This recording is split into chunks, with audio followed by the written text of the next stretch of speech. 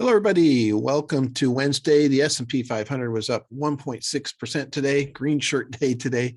The Dow was up 1.1. The NASDAQ was up 2.2.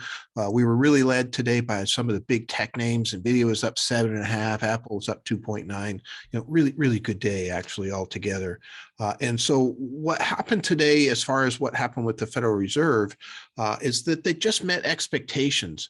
So they told us what we already knew, but they didn't add any additional information in terms of them getting more aggressive on trying to fight inflation. And that's what the market reacted well to, because the market's been falling Monday and Tuesday. We got that really high inflation number on wholesale prices.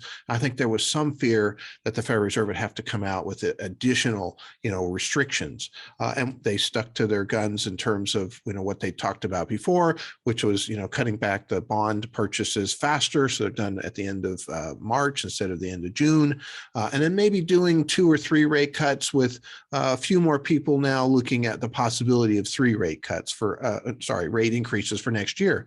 And so again, here's my outlook on this. If you go back to World War II and you have a year where you made over 20%, like we're going to make here in 2021, the next year tends to be pretty good. The average rate of return for a year after that is 10.4%. So not 20 plus, but not bad.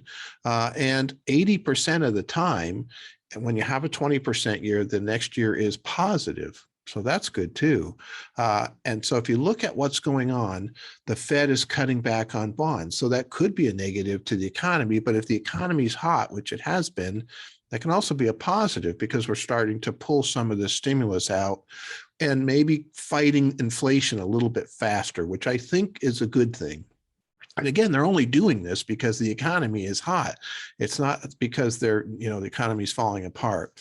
If they raise rates 3 times instead of 2 or instead of 1, really that shouldn't have a big impact on the stock market for 2022, only because, at a 0.75%, they would raise it 1/4 every time. But if at the end of 2022, we're at 0.75% of the Fed fund rate, that's not going to matter to the stock market. That's not a very competitive rate, and still banks aren't going to be paying that much, and people will still be buying into the stock market. I really think it matters in terms of, if inflation gets more out of control, how does the Fed deal with that? Do they have to get more aggressive? It does, what's 2023 look like? Those types of things. So, the market does look forward, that's 6 to 18 months. And so, part of that is playing into this picture right now. I think you want to focus on stocks that have good earnings. What we are seeing is companies that basically don't have earnings. They're multiple times their sales is what people look at instead of their multiple times earnings. Those guys are struggling. Even today, they came up some, but they've been getting hit pretty hard. So, a company like Apple has lots of revenues and lots of cash and loyalty, and they're buying back their own stock. And there's some pieces in there that are really fantastic as far as that goes. I do think that'll be kind of the theme for next year.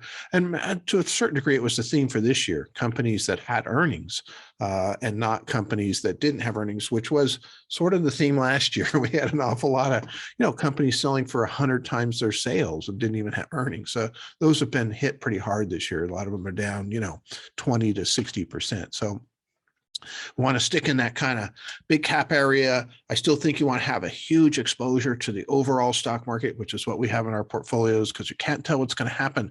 I was very impressed with the Federal Reserve's chairman's speech about, kind of the flexibility that they expect to have, because, here's what it looks like today, but if something happens with a big variant that comes along that slows things down, they're going to have to respond to that. So this will be a very interesting time frame to see how this plays out. I would expect next year to be a bit more rocky than we saw this year because of these unknowns. Again, there's no playbook for pandemic. It's just kind of how it works. But pretty excited about what happened today. Look forward to seeing what's going to happen tomorrow. Thank you very much.